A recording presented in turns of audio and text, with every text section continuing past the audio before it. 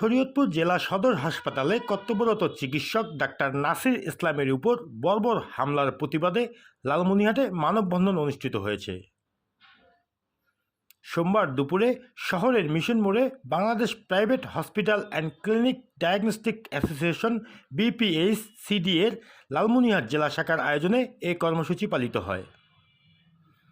যে উপস্থিতি আপনারা নিশ্চয় অবগত আছেন, গত 15 মে আমাদের শরীয়তপুর জেলা সদর হাসপাতালে সরকারি প্রতিষ্ঠানে একজন রোগীকে মৃত্যুকে কেন্দ্র করে একজন ডাক্তারকে ন্যাক্কারজনকভাবে তারা মারধর করেছে।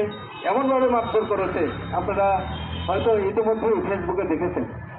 এটা কখনো কল্পনা করা যায় না। আমরা যে অবস্থায় আছি, বাংলাদেশে যেভাবে আমাদের চিকিৎসকগণ চিকিৎসা দিয়ে যাচ্ছে, আমাদের এই জনবহুল দেশে ডাক্তার এবং জনসংখ্যার অনুপাত করলে আপনি চিন্তাই করা যায় না একজন ডাক্তাররা কত পরিশ্রম করে তাদের সেবা কার্যক্রম দিয়ে যায়।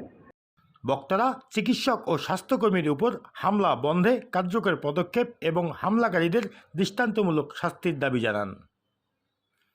Mahi Jewel, local news 24, Lalmonirhat.